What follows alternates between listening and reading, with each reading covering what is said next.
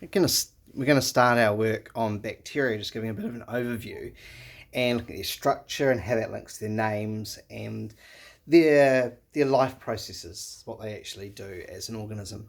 So what we're going to have a look at here is that a bacteria is one of our kingdoms of life. So there are 5 kingdoms: animals, plants, fungi, the bacteria, and then the protists, basically, sort of like single-celled animals. So the bacteria are one of the kingdoms of life, and there are heaps and heaps and heaps of them. They're all single-celled, which means they're made up of only one cell. Everything they need for their life, for everything they need to do for Mrs. Green, as it were, is contained within that one single cell. So the word we use is that they are unicellular. Uni for one, cellular for meaning made of cells. They're microscopic, so that means they're too small for us to see with our naked eye. But when they start grouping together, they create a thing called a colony. So you get 1, and then they double to become 2, doubles become 4, and so on. When it gets into the thousands, then it's big enough for us to actually see a colony. We normally see these on a thing called an agar plate. So you give it some food to help it grow, and we can see colonies. And what we find is that the colonies of each species of bacteria are generally quite unique. So you can use the colonies, their colour, the shape of the colony, that sort of thing, to infer, so educated guess, what those bacteria might be. But you still need to look at them microscopically, so under a microscope, to have a look at the individual bacteria cells to see what they look like and how they function. Once we look at the individual cells, then we have got a bit more information to help us name them. And the names usually come from the shape of the cell. So spherical, so it's hard to show on a whiteboard because it's 2-dimensional, but imagine this in 3 dimensions. So if it's a circle in 3 dimensions, a sphere, like a globe, then we say it's something rather coccus. Sounds like a funny name, doesn't it? But that's things like Streptococcus, which is not a particularly nice bacteria for our throat. It leads to, as the name sort of suggests, strep throat. If it's a rod, which is a bit like a tube and then covered at the end, so again, having to imagine it in 3 dimensions, so circular that way and like a rectangle that way, is something or other Bacillus. So the name would end in Bacillus, like this one ends in coccus. Sorry, I can't think of one quickly off the top of my head. And the other one that's really common is a spiral shape. Again, imagine it in 3 dimensions though. So it's sort of like a rod that then has been twisted into a spiral, and they end up with the name spirillum. Again, sorry, I can't think of one off the top of my head, but again, it would end in spirillum, the same way that Streptococcus ended in coccus. Another common one for coccus is Staphylococcus, which is can be a pretty nasty bacteria. But some bacteria are pretty good for us. In fact, I have thought of a Bacillus one. So one of the Bacillus bacteria is Lactobacillus. So that's a bacteria that we find in things like yogurt and that sort of thing.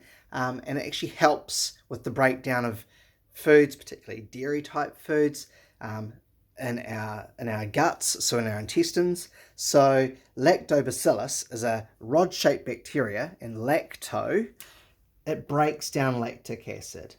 So it helps us break down this, but it can also be used in food industry to help break down the lactic acid as well.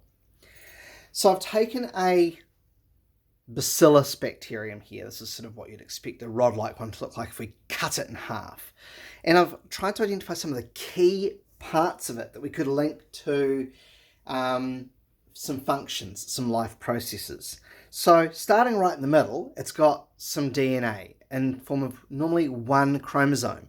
It is a circle, so it's closed off at each end, but of course it doesn't float around in a circle. It gets all jumbled and twisted up to make it take up less space.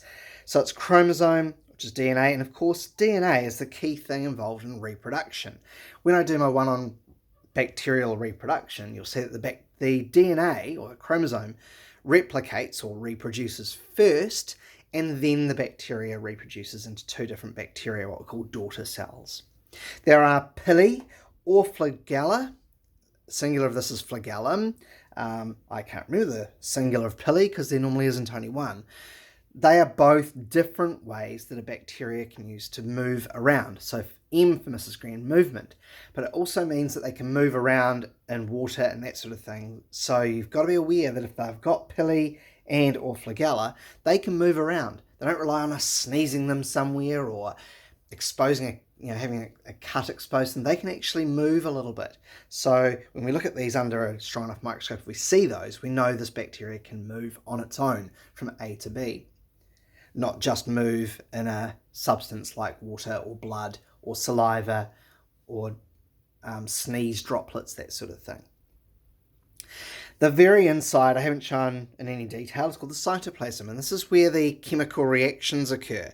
The cytoplasm is where the biochemical reactions, particularly when the small particles of food that it's going to eat are absorbed for their nutrition, and of course excretion. It makes waste products that then come across the cell membrane and the cell wall, and sometimes the excretion leads to them being toxins, which are things that make us or animals or plants sick. So again, another thing to be aware of there, that the life processes that can affect other animals and plants, other organisms. So that led me to talking about the cell membrane. The cell membrane is what all the substances have to get across, both to get in for nutrition, out for excretion. And then outside that is the cell wall. There is another layer outside this, which is a sheath. It's basically an extra layer of protection for the bacteria, but I'm going to stop at the cell wall, mainly because the cell wall has got some markers on it, some particular chemicals called proteins, and we call those ones antigens.